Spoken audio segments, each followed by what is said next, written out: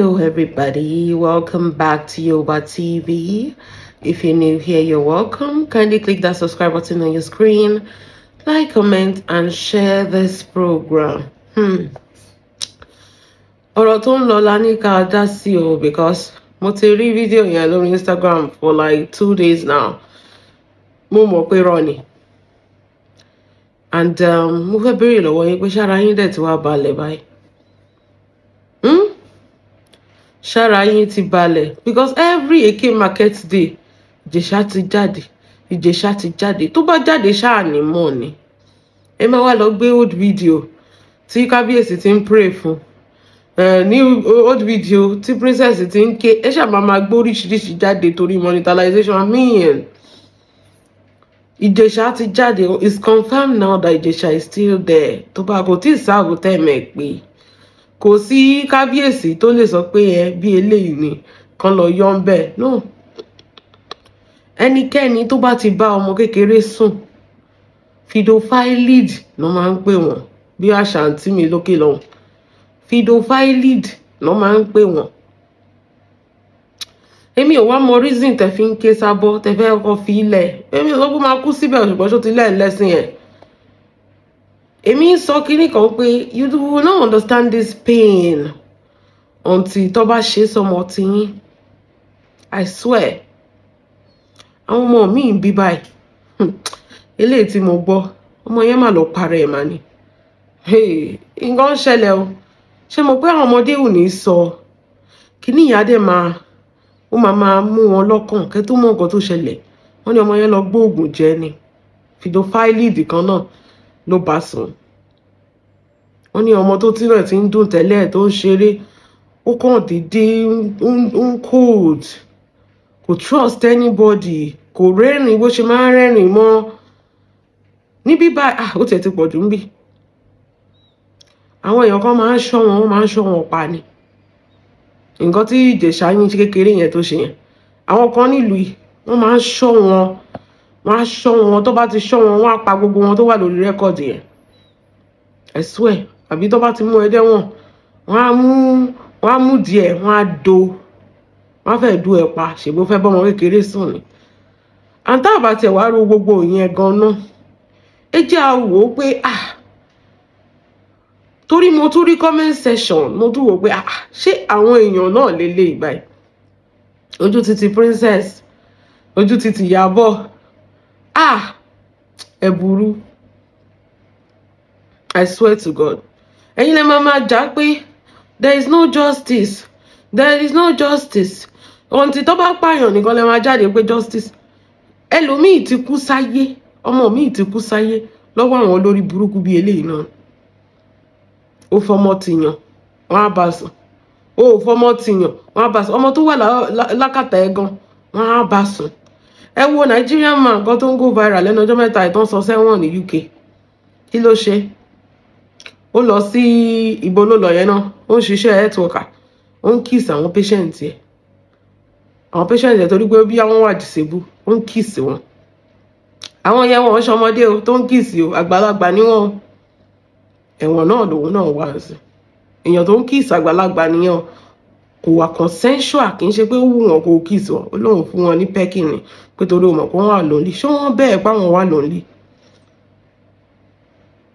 Àwọn oníṣekúṣe ọkùnrin ló máa ń ṣe bẹ́yìn.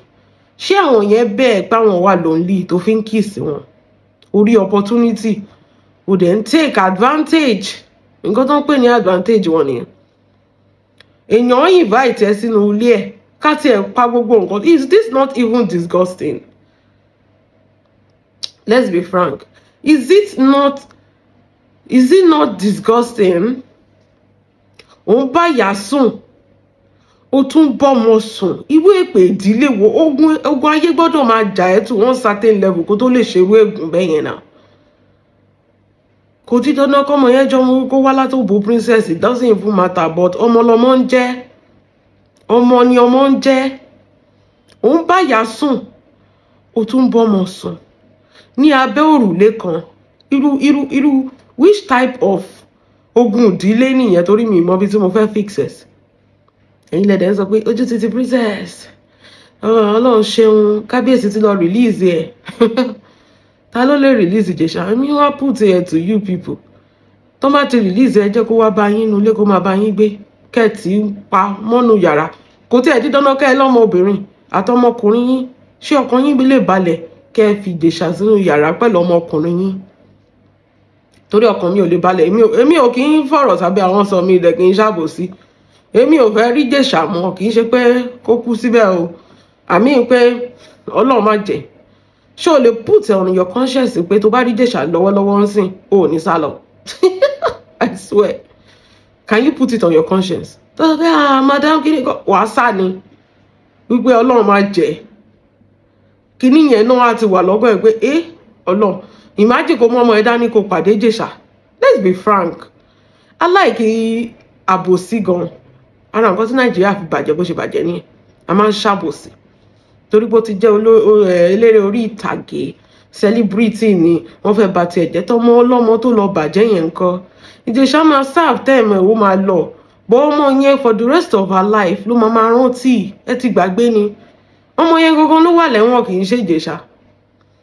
Ìjẹ̀ṣà can still bounce back ọkùnrin ni ọmọ yẹn máa rántí wọ́n fọwọ́ rí òun lóbò wọ́n tọwọ́ bọ̀ òun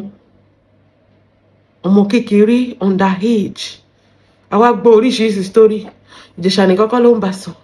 Ìjẹ̀ṣà ṣáàrí fídíò ni wọ́n ní ẹni tílẹ̀ bá mọ́ bá ní bàrà ó wá ṣáàrí Ìjẹ̀ṣà tó ń tọwọ́ bọmọ lọ́mọ lára àbójú ń dùn yìí ó ní mo sọ pé kó mọ́mọ́ ẹ dání kó pàdé Ìjẹ̀ṣà bá ṣe ń sọ̀rọ̀ ẹ̀ ṣé ọkàn ẹ lè balẹ̀ kó sọ pé Ìjẹ̀ṣà bá mi mọ́mọ́ mi dání o èmi ò kí mi ò tẹ̀ lè gbé adìyẹ gan tó ń pọmọ mi ò lè gbé fún Ìjẹ̀ṣà dání níbi tó dé wọ́n ní èèyàn kan lẹ́ẹ̀lẹ́sìn kí ló kàn mí pẹ̀lú lẹ́sìn tó lẹ́nu my dear ìwọ ni ó lẹ́ẹ̀lẹ́sìn for your in fact I don't want to see you in my sakani and the sakani of my loved ones bẹ́ẹ̀ ni torí mo lè pa ẹ́ dànù torí ọkàn mi ò ní balẹ̀ I will see you as a threat kó má ṣe nǹkan kan I will see you as a threat I swear bó ṣe wà yẹn báyìí kò sí ìlú tó lè dé ilé ayé yìí wọ́n máa sọ pé stigma yẹn ti wà lára ẹ̀ kò lè lọ síbi park táwọn ọmọdé wà kò lè ṣiṣẹ́ ní school kò lè fiction anything tó bá ti ní ṣe pẹ̀lú ọmọdé especially àwọn ọmọbìnrin wọn kò gbọdọ̀ sí ńbẹ̀ èmi lè pa ẹ́ gan because ọkàn mi ò ní balẹ̀ tó bá wà nílé mi bí mo ṣe sọ rẹ̀ mo lè pàdánù máa fún bọ̀ lórí ni kò ní ìdá ti ṣe nǹkan kan kí tó pàdánù because ẹ̀rù máa bà mí pé this guy is a danger because tó bá lè wo ọmọ kékeré ṣùṣù to dey take advantage ó sọ pé kó má sọ fún anybody kì í dẹ́ ṣe first time tó ń bá sùn nìyẹn kó tó sẹ́ẹ̀tì kámẹ́rà fún ẹ o ti bọ́mọ yẹn sùn kì í ṣe first time tó ń bá sùn nìyẹn ṣé ṣàrà ẹ máa wọ́n mọ̀ náà tó bá ti ń fọwọ́ kàn wọ́n ẹ ti máa mọ̀ lára wọn náà ó ní bó ṣe máa ṣe àwọn ìwà kan wà tó máa fọwọ́ kàn mọ́ lábẹ́ ẹ̀ wàá mọ̀ dandan ni ṣá ó dẹ̀ ń bọ́mọ yẹn sùn tó ń fi sẹ́ẹ̀tì kámẹ́rà tó ń fi tàkúté tó ń fi mú ẹ ń bẹ̀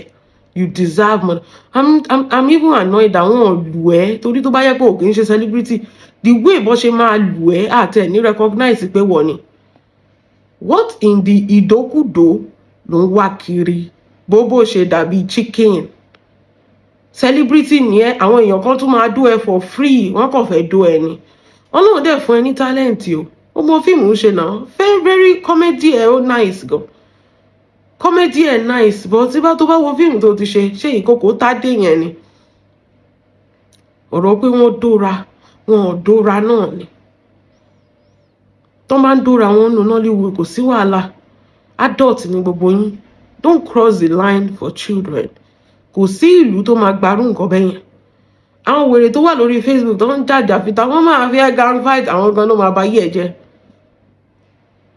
wọ́n kàn fẹ́ fi ẹ́ gang fight ni kì í ṣe pé ó nífẹ̀ẹ́ náà tààrà ṣáà mọ̀ bó ṣe ń lọ ni torí pé ó wá láti ọ̀dọ̀ Ìyábọ̀ pé Ìyábọ̀ take lead role nínú ọ̀rọ̀ bàbá Ìjẹ̀ṣà àṣàbíàmọ̀ wo ni ò ní take lead role abíàmọ̀ wo ni ò ní take lead role imagine tó jẹ́ pé tó bá yẹ pé Ìjẹ̀ṣà Ìyábọ̀ ti invite Ìjẹ̀ṣà wá sínú ilé ẹ̀rí táwọn ọmọ kéékèèké obìnrin wà ń bẹ̀ imagine àdúrà èèyàn tó ti máa invite Ìjẹ̀ṣà wá nínú ilé ẹ̀rí nínú ilé wọn tán dẹ̀ lọ́mọbìnrin síbẹ̀ ẹ mọ̀ pé wọ́n lọ máa yẹ̀dí ọmọ wọn wò ní báyìí ẹni wọn pardon ẹ máa tanra yín ó sì wà níbi tó wà kí ló fẹ́ pardon ẹ̀ fún ṣé ó jalè ní táwọn sọ pé ó lọ gbádìyẹ ebi ló pa tó sùn débẹ̀ àbí wọ́n fún lówó kò ṣiṣẹ́ àbó búyàn ó dìfẹ́mì èèyàn ẹja dáríjì ẹja àrìnsìn olórí burúkú ló ń tọwọ́ bọmọ kékeré lóbò ẹ̀yin wá sọ pé ọba ti pardon ẹ̀ ṣé bó ṣe ń ṣe nìyẹn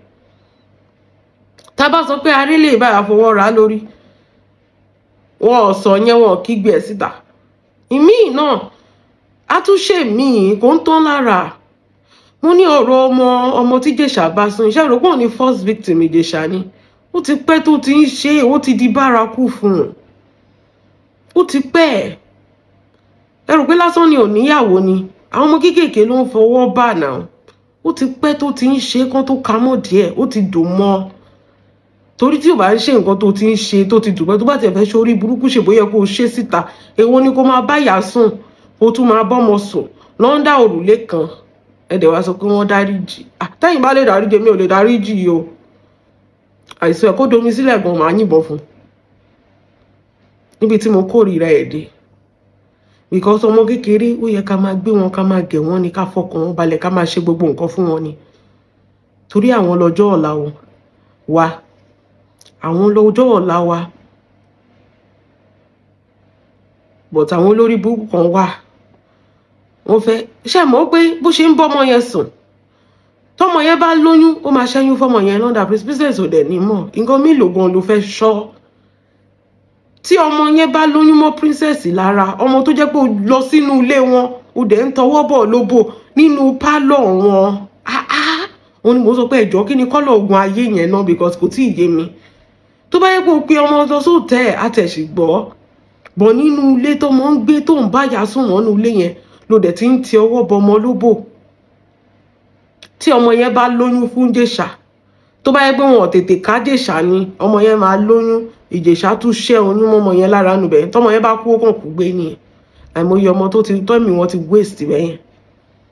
This is not a fight that wọ́n hate èèyàn kan fẹ́ payọ̀ kan gbogbo alágbọ́dọ̀ jàjàyé àtọkùnrin àtobìnrin because tá a bá jà tá a fojú wọn dófin báyìí wọ́n máa gbèrú sí ni náà ó dẹ̀ mọ́mọ́ èèyàn tó lè ṣe you don't know ó mọ́mọ́ èèyàn tó lè ṣe so tá bá ti rí nǹkan tí ò dáa ẹ má sọ pé torí pé celebrity ni mo dẹ̀ like ẹni o mo máa ẹjẹ́ akọ́ọ̀lì nǹkan tí ò dáa kò lórúkọ méjì kò dáa ká máa bọ́mọ wẹ́wẹ́ sùn ká máa tọwọ́ bọ̀ wọ́n lóbò kò dáa ọlọ́run tẹ iṣẹ́ aṣẹ́wó tẹ̀ ti pọ̀ to the point that o ní ìdá ti fọwọ́ kan ọmọ wẹ́wẹ́ náà o ní ìdá ti fọwọ́ kan ọmọ wẹ́wẹ́ olóṣó pọ̀ ń gbòòrò èlò ló fẹ́ fi dó lóṣó 3,500 ọ̀dá mi Ìjẹ̀ṣà kó tẹ̀ gbé mọ́tò dé ibẹ̀ wọ́n rí pé o bọ́lẹ̀ báyìí wọ́n á dó ẹ̀ for free o lè ṣe 3 sọ́ọ̀mù gan bẹ́ẹ̀ gan wọn ò dẹ̀ tún ní gbowó lọ́wọ́ ẹ̀ torí pé o jẹ́ celebrity ṣóbò ló wá lè tó yẹn ni ó wá fẹ́ bà ayé ọmọ ọlọ́mọ jẹ́ ẹ wá sọ pé kó fi ilẹ̀ wọ́n ṣe kí mo ní tó bá fi ilẹ̀ ìjọ yẹn á tún padà tún lọ déyàn míì tó bá yẹ pé ọmọ tiẹ̀ náà ló tún padà wá dó ńkọ́ wà á tún sọ pé kó fi ilẹ̀ bó ṣe máa gbèrú sí ni ẹ fi ilẹ̀ ẹ wo Pastor Amos ìyẹn náà lọ dó ọmọ 14 years old bó ṣe sọ pé àmọ́ ń tọ́ ṣe bùtò àtòun àtòrí ẹ̀ pípa yẹn police custody náà wà wọn ò lè fi ilẹ̀ láíláí wọ́n pọ̀ láàrin wa kì í ṣe pé kíní èèyàn tó kàn ló mọ̀ wọ́n pọ̀ láàrin wa àwọn olórí burúkú ọkùnrin bíi eléyìí kì í ṣe pé ò ṣojúṣe as a parent kí ni princess ò ṣe náà kì í ṣe gbogbo ìgbà ló máa ṣọ́mọ náà báwo ló tẹ̀ ṣe máa rò ó pé èèyàn tó ń bẹ́ẹ̀ sùn ó lè bá ọmọ ẹ̀ sùn nínú ilé kan náà kì í ṣe gbogbo ìgbà ló máa ṣọ́ ọmọ náà kí ló fẹ́ ṣọ́mọ fún kò rìnrìnkúrì ọmọ kò jáde lálẹ́ kò ń ṣọmọ tó ń ṣe ìṣekúṣe táàlọ́ kó ń kọ́kùnrin kiri àbẹ́ẹ̀ rí inú mọ́tò onímọ́tò tó ń bọ́lẹ̀ tó ń gbé tó ń bọ́lẹ̀ tẹ́ ń gbé gbogbo nǹkan tó bá yẹ kó o ṣe ló ti ṣe àtàbíamọ́ you cannot see it coming. Níbi táwọn people wọ̀nyí èèyàn tó lè expect ẹ̀ tó lè rò sí ó máa bọ́mọ sùn lábẹ́ ẹ̀ bó ṣe rí ni tó lè rò sí because ó tiẹ̀ lè wọ́n á sọ pé kò explain ẹ wo bí princess jẹ́ ń dákú kò yé ní kò tí understand nígbà yẹn tó ń dákú kò yé kò mọ bí tóun fẹ́ kò understand pé ṣé lóòótọ́ ni kìíní ìṣẹ̀lẹ̀ ni báwo lòun ṣe miss kìíní ṣé òun ò kì í ṣàbíamọ ni kò mọ̀ pé kì í ṣọ̀rọ̀ yẹn àwọn pípù wọ̀nyí wọ́n á ṣọ́ ẹ sáàbù ni nǹkan iṣẹ́ tó ń ṣe nìyẹn wọ́n á ṣọ́ ẹ sáàbù nǹkan tó ń dùn ẹnu yẹn òun náà máa fi pa ẹ́ lẹ́kún wọ́n máa wá kọ̀dé àìmọ̀ṣe wàá wá rò pé ṣé mi ìmọ̀ bó ṣe ń ṣe ìyá ọmọ ni. These are the people that lives in our midst. Taba rólè ẹja sọ pé ó lè lélẹ̀ ẹ má jà máa fọwọ́ bò nǹkan ìwà ìbàjẹ́ ni ẹ wo ọkọ DJ Coolette bó ṣe pariwo ẹ̀ náà síta nìyẹn tó bá ń pariwo wọn bí eléyìí tá àfọwọ́ dọwọ́ bò jẹ ṣé àwọn pé the first one tọkọ DJ Coolette ṣé mọ̀ pé wọn ò pariwo ẹ̀ síta wọ́n settle ẹ̀ amicably nínú ilé torí pé máa yẹn lọ bá ọmọ ọ̀dọ̀ wọn sùn ọmọ ọ̀dọ̀ wọn settle ẹ̀ wọ́n apologize ọmọ yẹn gan ló tún apologize ọmọ tó bá sùn ìgbà tó tún máa ṣẹlẹ̀ kejì ọmọ ẹ̀gbọ́n DJ Coolette ló tún bá sùn tẹ́ bá ti dáríjì wọ́n á tún lọ túṣe ni wọ́n ṣe é forí jì ẹ tú àṣírí wọn síta àwọn tó kù máa kọ́gbọ́n ẹ lẹ́kọ̀ọ́ wọn ni mo sọ pé wọn ò tiẹ̀ ná Ìjẹ̀ṣà tó ṣe bóun ní ẹ̀kọ́ yaṣẹ́ mọ́ lára ló dẹ̀ sí lẹ́nu ẹ máa ná débi pé kò ní lè mí mọ́ I swear kọ́lọ́pàá tó débẹ̀ yẹn máa lu ṣí ọ̀sí ẹni ara tí n bá pa ẹ́ díẹ̀ ló máa kú wọn ò ná nà ṣe nítorí ẹ̀ ní gbogbo yín ṣe ń lẹ́nu òṣì káàkiri èèyàn tó yẹ kó nà ẹ mọ bó ṣe máa ń na àwọn olè yẹn ìwọ lọ jalè nínú ìdúnàtà ẹran tí àǹtí mi wọn ò tiẹ̀ tó náà yẹn náà wọ́n á ná ẹ gbogbo ojú ẹ̀ báyìí ó máa dàbí àwọn ṣinkó ni bítì ni ó máa dàbí black ṣinkó wọn ò ní lè rí àìbọ ẹ̀ àtọ̀ bí mo ṣe ṣojú fítínrín báyìí bí ìwókò yìí wọn ò ní lè rí gbogbo ẹ máa fún pọ̀ báyìí wọ́n á ná èèyàn tó yẹ kẹ́ ẹ lu ẹ̀mí burúkú yẹn kúrò lára ẹ̀ orí ètò ẹ̀yọ́ pé kò bọ́kùnrin ń bẹ imagine pé bí bàbá ọmọ yẹn wà ń bẹ ẹ mọ̀ pé àwọn ọkùnrin wọn ò gbádùn èmi máa ṣá ẹpọ̀n ẹ̀ yẹn máa ṣá sí wẹ́lẹ́wẹ́lẹ́ lójú ẹ̀ báyìí wàá bleed to wo máa ṣá ẹpọ̀n ẹ̀ máa ṣá okó ẹ̀ máa ṣá gbogbo ẹ̀ pọ̀ sí èmi á ti ṣèdájọ́ ọwọ́ fún ẹ kó tó kúrò ń bẹ màá ká ẹ mọ́bi tó ti ń bọ́mọ mi sùn ó lè fara rí lọ ọlọ́run má jẹ́ gíní gan èmi ò ní èmi tí mo sẹ́ẹ̀tì kámẹ́rà màá lù ẹ́ wò màá bà nǹkan jẹ́ lára ẹ tó bá your life can never remain the same I swear ònìyẹn wọ́n ti sọ pé wọ́n máa tún fi ilẹ̀ náà ọ̀tìgbà táwọn àti Ìyábọ̀ lọ sí pàǹtí kọ́ máa fi ilẹ̀ àìjẹ́ bẹ́ẹ̀ wọn ò bá fi ilẹ̀ ni ṣé ẹ mọ̀ ṣá Nàìjíríà is so corrupt tó jẹ́ pé tọ́wọ́ bá ti kàn wọ́n wá fi ilẹ̀ ni tí ó máa ṣe pé àwọn àti Ìyábọ̀ tó tún lọ sí pàǹtí tó sọ pé ẹ gbọ́dọ̀ fi ilẹ̀ tó ń create awareness pé wọ́n tún ti fẹ́ fi ilẹ̀ èèyàn tó bọ́mọ sùn èèyàn fídíò fáìlì ìdẹ́ tún fẹ́ fi ilẹ̀ kó tún lọ bọ́mọ míì sùn àìjẹ́ bẹ́ẹ̀ wọn ò bá tún fi ilẹ̀ Ọlọ́run ló mọ adúrú ọmọ tí ò bá ti bá sùn lọ́jọ́ tèmi ibi ilé dádì ẹ̀ yẹn ibẹ̀ ló deserve ẹranko ní inú aginjù lẹ́ranko máa ń gbé so ibi tó yẹ kó wà náà nìyẹn láàárín àwọn ẹranko bíi tẹgbẹ́ ẹ̀ ibi tó yẹ kó wà ní wọn ì tí ì fi ilẹ̀ ṣùgbọ́n tó bá ti fi ilẹ̀ ẹ káwọn ọmọ yín wọlé o kò tí ì sàn lára wọn o ẹ kó àwọn ọmọ yín wọlé o kẹ̀dẹ̀ máa tilẹ̀kùn yín dáadáa má sọ pé ànébọ̀ mi ni uncle mi ni kíní kan ni ẹ jẹ́ kí gbogbo wọn kọ́kọ́ ṣì dànù ẹ má fọmọ yín obìnrin bá anybody ṣe rí àtọ́ kẹ máa ṣọ́ wọn bíi hawk báyìí because wèrè aláṣọ àwọn tó gun ìdílé ń tẹ̀lé wọ́n pọ̀ láàrin àwọn ọkùnrin yẹn burúkú wọ́n má lọ fi tiwọn kó bá yàn. Ẹ̀yin èèyàn mi kò jẹ́ bó ṣe jẹ́ ẹjẹ́ a máa lọ. Wọn ò tí ì fi ilẹ̀, fake news ni tó bá fi ilẹ̀ àwa náà la máa wá san bíbá pé wọ́n ti fi ilẹ̀. Kẹ́ tilẹ̀kùn yín dáadáa. Kò jẹ́ bó ṣe jẹ́. Have a wonderful day, guys. God bless you. Bye.